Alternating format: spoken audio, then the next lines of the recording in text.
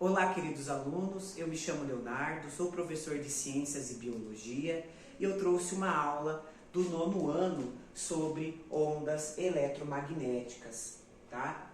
Eu espero que até o final dessa aula vocês compreendam o que são as ondas eletromagnéticas e suas características, vocês saibam diferenciar ondas eletromagnéticas de ondas mecânicas, que a gente já estudou e que eu vou recapitular com vocês nessa aula. Além de identificar quais são os aparelhos, quais são os dispositivos que podem emitir ou receber ondas eletromagnéticas, tá? Então, vamos aqui para o quadro para a gente relembrar o que são ondas mecânicas. Então, a onda mecânica tem esse jeitão aqui, essa característica.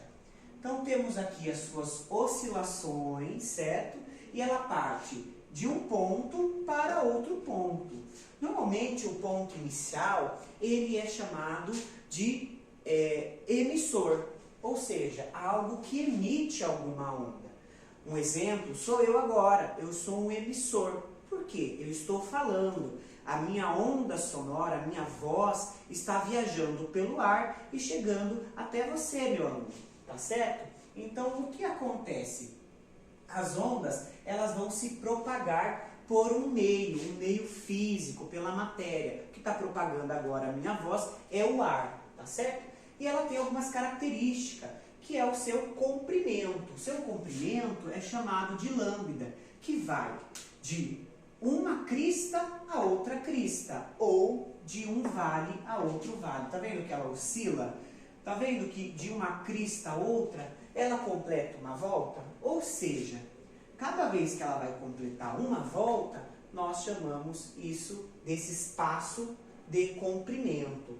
Temos outro conceito também, que é a sua altura, ou melhor dizendo, a sua amplitude. Pode acontecer das ondas serem bem altas, né, de amplitude, ou bem baixas de amplitude, tá certo? Outro conceito é a quantidade de oscilação que a onda dá por segundo. E nós chamamos isso de hertz, certo? O hertz é, no caso, quantas vezes essa onda oscilou por segundo. Essa onda aqui, ela tem 1 hertz. Por quê? Presta atenção. Ela oscilou uma vez, tá vendo? Por ela ter oscilado uma vez, em 1 segundo, significa que ela tem 1 hertz, tá vendo? Se ela tivesse dado mais oscilações nesse segundo, ela teria a quantidade de frequência maior, tá ok? Um exemplo de onda mecânica é uma pedra jogada na água de um lago. Então a pedra ela está caindo na água e sua força está sendo propagada por aquele meio.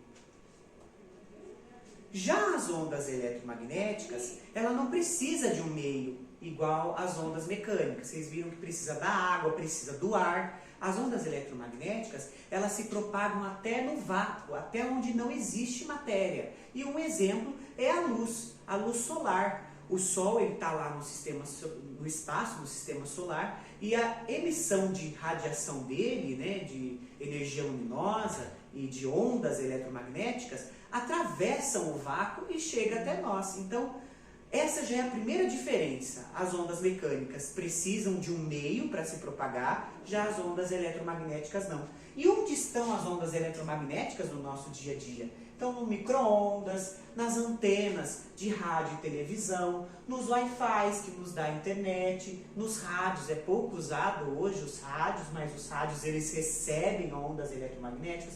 O controle remoto, que tem as ondas infravermelhas, o celular, certo? Os satélites e daí por diante, ok? E as ondas eletromagnéticas, diferentes da que a gente esquematizou aqui no quadro, ela tem 2 campos, tá? Ou seja, ela precisa se propagar com 2 campos. Um campo elétrico, que vai dar o nome de eletro, né?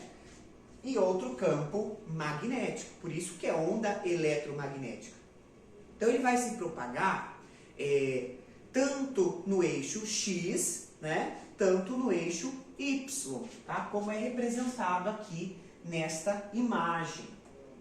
certo? E as ondas eletromagnéticas, ela está super presente no nosso dia a dia. Aqui nós temos o espectro visível, que a gente pode ver, que vai do vermelho até o violeta, e abaixo do vermelho nós temos o infravermelho, o controle, o radar, a TV, né, as ondas de rádio. E acima do violeta nós temos a radiação do Sol, o raio-x e também a radiação ionizante, que é de bombas atômicas, de elementos radioativos, certo?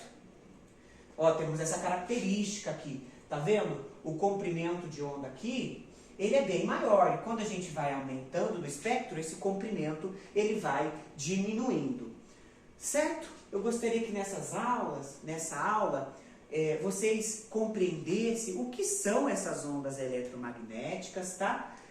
Ver onde elas estão presentes em nosso dia a dia e essa comparação, né, entre uma onda que é eletromagnética e uma onda que é mecânica. Tá? Por hoje eu fico por aqui, até uma próxima aula.